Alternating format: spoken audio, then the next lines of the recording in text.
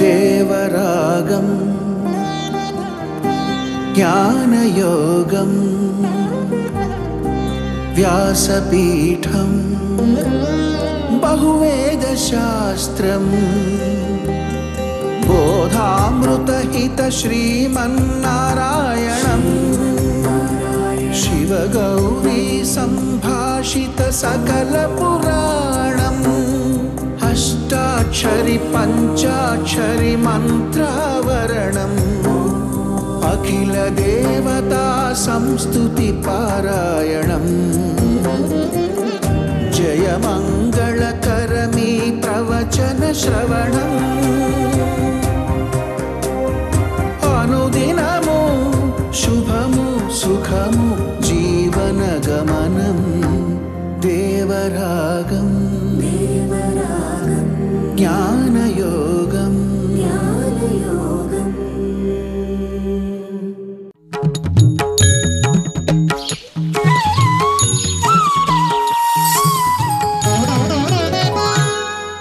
ఆపదామపహర్తారం దాతారం సర్వసంపదాం లోకాభిరామం శ్రీరామం భూయో భూయో నమామ్యహం.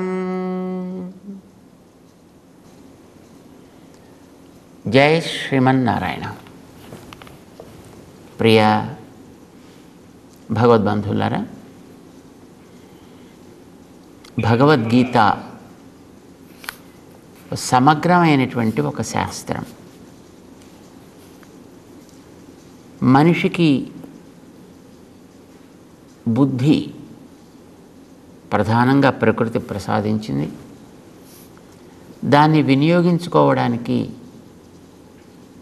పెద్దల యొక్క మార్గదర్శనం, వారి ఉపదేశములని శ్రవణం చేయడం, వాటితో పాటు ప్రామాణికములైన గ్రంథాలని అధ్యయనం చేయడము, దీని ద్వారా బుద్ధిని వికసింపచేసుకోవడం, తద్వారా తాను తన చుట్టూ ఉండేటటువంటి సమాజానికి హితకరుడుగా, లోకానికి ప్రియకరుడుగా జీవితాన్ని సాగించడం అనేది మనిషి యొక్క కర్తవ్యం. దీనికోసమని ఎలా మనం జీవించాలి, ఎట్లా గ్రంథాలని అధ్యయనం చేయాలి, దీనికంతా విధి విధానాలు ఉన్నాయి. అప్పట్లో గురుకులాలు ఏర్పడి ఉండేవి. వాడు రాజైనా రైతైనా గురుకులాలకి విద్యార్థుల్ని పంపించేవారు, తమ పిల్లల్ని పంపించేవారు. యుక్త వయస్సు రాగానే అక్కడికి వెళ్ళి అధ్యయనం చేసి వాళ్ళ అవకాశాన్ని బట్టి, అవసరాన్ని బట్టి 8 ఏళ్ళ, 12, 16, 24 ఎంతెంత కాలం అవసరమైతే అంతంత కాలం గురుకులాల్లో అధ్యయనం చేసి తగిన విద్యని ఆర్జించి బయటికి రాగానే చక్కగా హాయిగా వారి జీవితాన్ని గడుపుతూ ఉండేవారు. 10 మందికి ఉపకారకంగా ఉండేవారు. సమాజంలో తమకంటూ ఒక స్థానాన్ని ఏర్పాటు చేసుకుని ఉంటూ ఉండగలిగేవారు. గురువు ఉపదేశం చేసినటువంటి విద్యని సవ్యంగా వినియోగించుకుని తద్వారా బాగుపడ్డ వాళ్ళు ఉన్నారు, పాడైన వాళ్ళు కూడా ఉన్నారు. మనకి ఉపనిషత్తు ఎలా ఉంటారు అలా ఉండేవాళ్ళు అని మనకు కొన్ని చరిత్రలను చెబుతుంది. రాక్షసుడైనటువంటి విరోచనుడు గురుకులానికి వెళ్ళాడు. ఉత్తమ జాతిలో పుట్టినటువంటి ఇంద్రుడు అదే గురుకులానికి వెళ్ళాడు. ఇద్దరికీ చక్కటి అధ్యయనం జరిగింది. సరే, వాళ్ళకి సుమారుగా 30 సంవత్సరాల కాలం అధ్యయనం జరిగింది. సరే, వారికి గురువుగారు ఉపదేశం చేయవలసింది ఏదో చేశారు. వారికి అక్షి విద్య అని ఒక విద్యను ఉపదేశం చేశారు. కంట్లో ఏది కనిపిస్తుందో అది తత్వము, పరతత్వము అని ఉపదేశం చేశారు. కంటిలో ఉండేదేదో అది పరతత్వం అని చెప్పారు. సరే, ఇద్దరు బయటకు వచ్చారు. కొంత దూరం వెళ్ళిన తర్వాత ఇద్దరికీ డౌట్ వచ్చింది. ఏమిటి కనిపిస్తుంది కంట్లో, చూద్దాం అని వాడిని పిలిచి వీడు వాడి కంట్లో చూశాడు, వీడి కంట్లో వాడు చూశాడు. చూస్తే వీడే కనిపిస్తున్నాడు వాడి కంట్లో. కన్ను ఒక అద్దం లాంటిది కదా, చిన్న మినీ మిర్రర్. దాంట్లో చూస్తే వీడే కనిపించాడు.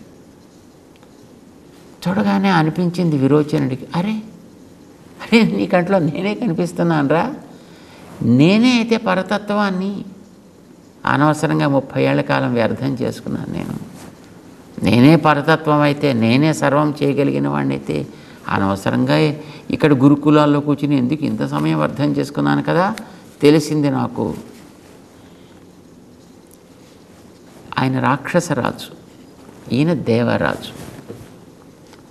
వెంటనే అతనికి ఇంక రాజ్యానికి వెళ్ళిపోయి ఈవేళ నుంచి నేనే పరతత్వాన్ని, నన్నే ఉపాసన చేయుడు. మంత్రం చెప్పాలి కదా, మరి ఉపాసన చేయాలంటే ఆ మంత్రం కూడా కావాలి కదా. అంటే వెంటనే చెప్పాడు, ఓం విరోచనాయ నమః మంత్రం. దాంతోటే హోమం, దాంతోటే జపాలు, దాంతోటే తపస్సులు, దాంతోటే తర్పణాలు, కీర్పణాలు, మొత్తం అన్నీ దాంతోటే. ఓం విరోచనాయ నమః. ఇంద్రుడు కూడా అదే విద్యని విన్నాడు. ఇంద్రుడికి కూడా ఎదటివాడి కంట్లో తనే కనిపిస్తున్నాడు. కానీ సందేహం వచ్చింది. మనం గురుకులానికి వచ్చినప్పుడు ఇంత చిన్న పిల్లాళ్ళలో ఉండేవాళ్ళం కదా. ఇక్కడ 30 ఏళ్ళు అధ్యయనం చేసిన తర్వాత మార్పు వచ్చింది కదా మనలో. మరి మారేది ఈ పరతత్వం ఎట్లా అవుతుంది? పరతత్వం అంటే ఎప్పుడు మారకూడదు కదా, ఎప్పుడు అలానే ఉండాలి. మరి నేను మారిపోతున్నాను కదా. ఇప్పుడు ఈ కంటిలో కనిపించినటువంటి ఏ ఆకృతి అయితే ఉందో అది మార్పు చెందుతోంది. మరి మార్పు చెందేది పరతత్వం ఎట్లా అవుతుంది? సందేహం వచ్చింది. వెంటనే మళ్ళీ గురువుగారి దగ్గరికి వచ్చాడు ఆయన. విరోచన వెళ్ళిపోయాడు, రాజ్యాన్ని పాలించుకోవడం ప్రారంభం చేశాడు, మంత్రాన్ని అందరికీ ఉపదేశం చేశాడు, చేస్తున్నాడు. కానీ ఇంద్రుడు మళ్ళీ వెనక్కి వచ్చాడు. గురువుగారిని ప్రశ్న వేశాడు, ఆచార్య, ఎదటివాడి కంట్లో కనిపించేది, ఎక్కడ కంట్లో కనిపించేదైనా ఈ పైన కనిపించేటటువంటి ఆకృతే కనిపిస్తోంది కదా, ఇది మార్పు చెందుతోంది కదా, మార్పు చెందేది పరతత్వం ఎట్లా అవుతుంది? పరతత్వం నిత్యము అయి ఉండాలి కదా. తెలుసుకుందామని కోరిక ఉందా నీకు నిజంగా? అవును ఆచార్య. అయితే ఇంకో 30 ఏళ్ళు ఉండమన్నారు గురుకులంలో. మళ్ళీ ఇంకో 30 ఏళ్ళు గురుకుల వాసం చేశాడు ఆయన. విరోచన వెళ్ళిపోయి పాలన చేసుకుంటున్నాడు. తననే ప్రకటించుకున్నాడు పరతత్వంగా. అడ్డొచ్చిన వాళ్ళని హింసించాడు, అంగీకరించిన వాళ్ళని చక్కగా సంభావించాడు, రాజ్యం చేశాడు. వాడు అసుర రాజు అయ్యాడు వాడు. కానీ ఇంద్రుడు 30 ఏళ్ళు, మరొక 30 ఏళ్ళు, మరొక 30 ఏళ్ళు తనకు కలిగినటువంటి జిజ్ఞాసతోటి 120 సంవత్సరాల కాలం తాను గురుకుల వాసం చేసి నేర్చి, పరతత్వం ఇది కాదయా, ఈ కనిపించేటటువంటిది కేవలం శరీరం మాత్రమే, ఇది క్షీణించేది, దీనిని నడిపించేది వెనకాతల మరొకటి ఉన్నది, దానిని నడిపించేది దాని వెనకాతల మరొకటి ఉన్నది అని ఆయన తెలుసుకుని దాని ప్రకారం ఆయన దానికి తల ఉంచి వినయంతో విధేయతతో జీవితాన్ని గడపడం ప్రారంభం చేశాడు ఆయన. అందుకోసం ఆయన దేవరాజు అయ్యాడు. ఈయన అసురరాజు అయ్యాడు. ఈయన అంటే గురువు మనకి ఉపదేశం చేస్తాడు, మార్గాన్ని నిర్దేశిస్తాడు, బాగుపడాలి అని కోరుకుంటాడు. అయితే దానికి మనం కూడా మన బుద్ధిని కొంత వికసింపచేసుకుంటూ వారు అందించిన తత్వాన్ని మనం గ్రహించగలిగితే, తత్సారాన్ని మనం మన మనస్సుకి ఎక్కించి దాని జీవితంలోకి మనం అనువదించగలిగితే మంచి ఫలితాలని పొందుతాం. 10 మందికి మనం ఉపకారం చేయగలుగుతాము. ఇది మనిషి చేయాల్సినటువంటి పని. మంచిగా మారాలి. శాస్త్రం మనకి విషయాలను అన్నిటినీ చెబుతుంది, కానీ అన్నిటినీ అలాగా పైపైనే అలాగ చెప్పించి చూపించేది. ఎందుకంటే విలువైన విషయాలని శ్రద్ధతో గ్రహించాలి, జిజ్ఞాసతో తెలుసుకోవాలి, వాటిని చక్కగా వాడుకోవాలి. విలువైన వస్తువుల్ని జాగ్రత్తగా వాడగలిగితే వాటి విలువకి తగ్గట్టుగా ప్రయోజనాల్ని మనం పొందగలుగుతాం. లేకపోతే వ్యర్థం అవుతాయి. జ్ఞానం అనేది అన్నిటికంటే అతి విలువైనది కనుక దాన్ని చాలా జాగ్రత్తగా వాడాలి. గురుకులాల్లో దాన్ని బోధన చేసేవారు. ఇది మనకి అనేక చోట్ల తెలుస్తోంది. అయితే చెప్పేటటువంటి గురువులు కూడా ఎదటివాడికి జిజ్ఞాస ఎంతవరకు ఉంది, నిజంగా వాడు ఉపకారకుడుగా మారడం కోసం చదువుతున్నాడా, లేక కేవలం స్వార్థం కోసం చదువుతున్నాడా, ఇది కూడా గమనించి వాళ్ళు ఉపదేశం చేసేవారు. ఆ చేసేటటువంటి దాన్ని అంత శ్రద్ధతోటి వినడం, తెలుసుకోవడం అనేది ఒక్కొక్కరికి రుచి ఉంటుంది, ఒక్కొక్కరికి రుచి ఉండకపోవచ్చు.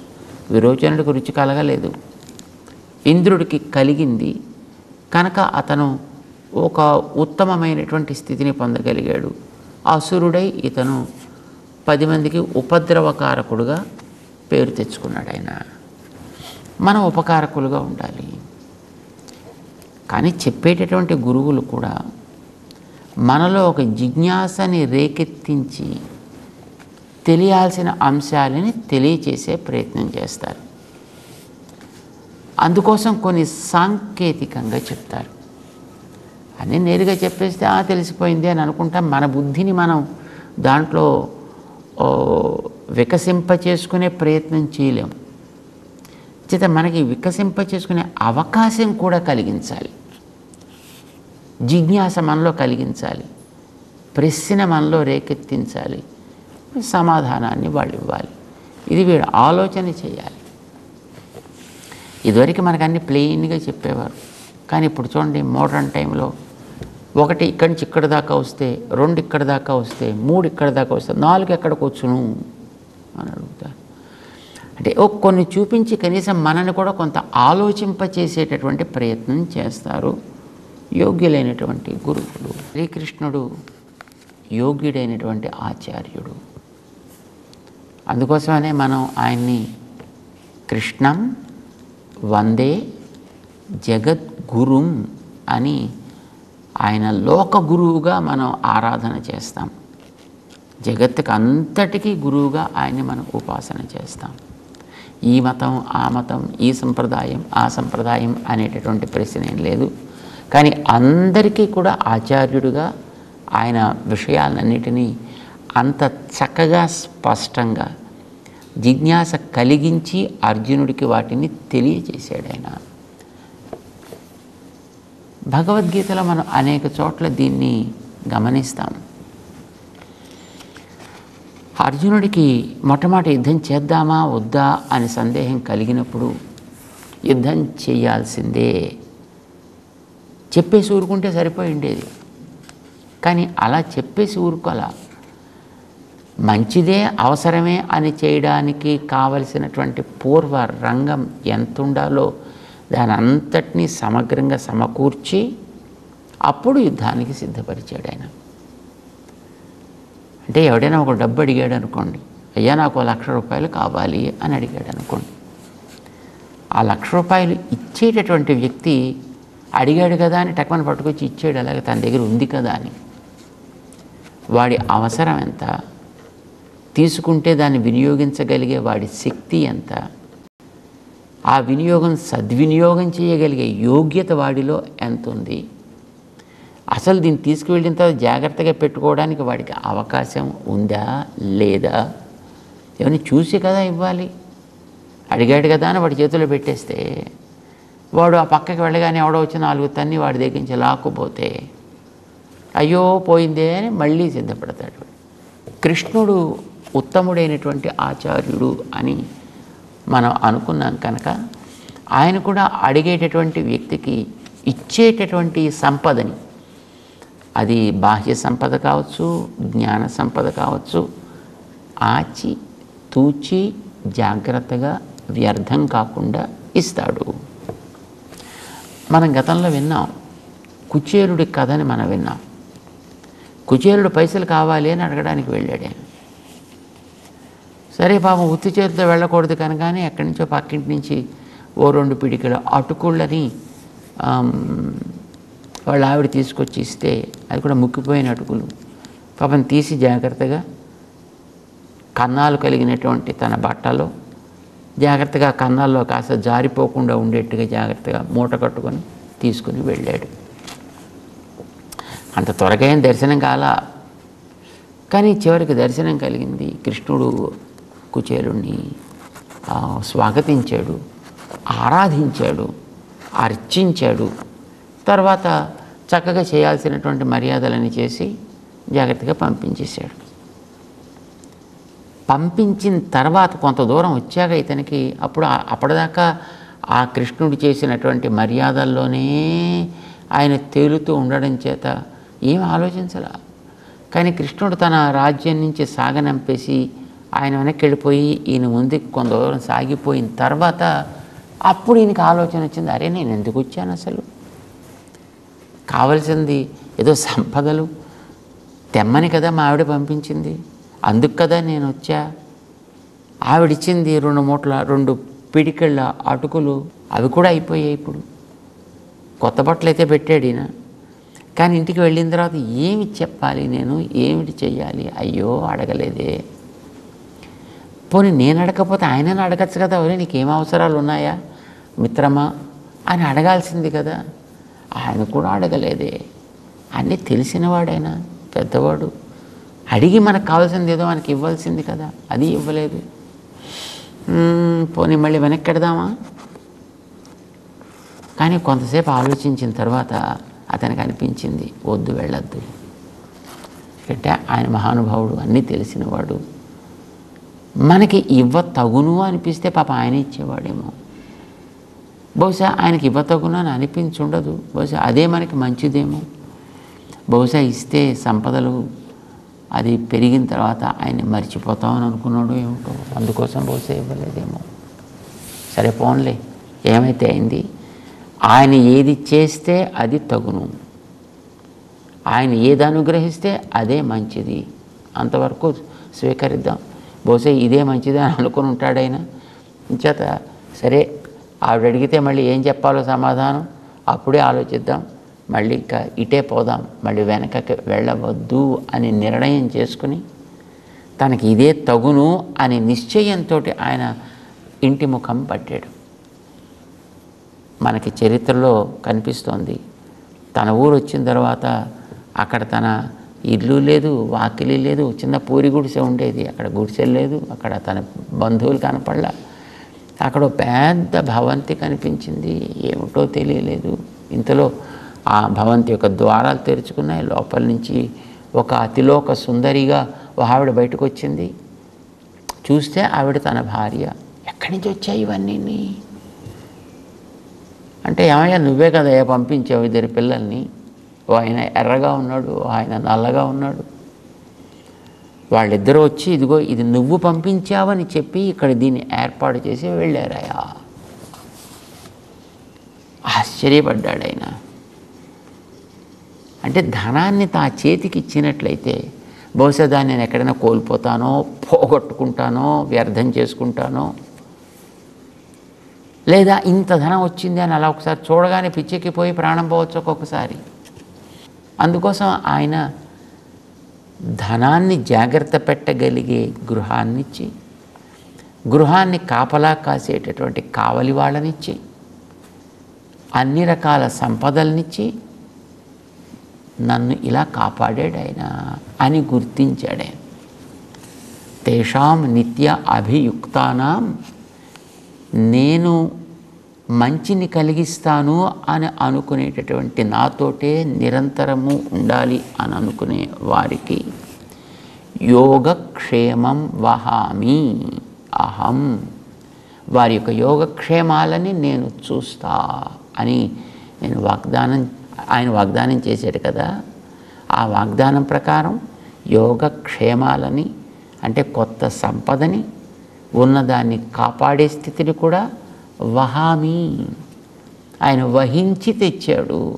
నా చేతిలో పెట్టి అయిపోయింది నా బాధ్యత అని అనుకోలేదు. తానే పాపం మోసుకొచ్చి ఇక్కడ ఏర్పాటు చేసి మా వాళ్ళకి ఇంత సౌకర్యం కలిగించాడు.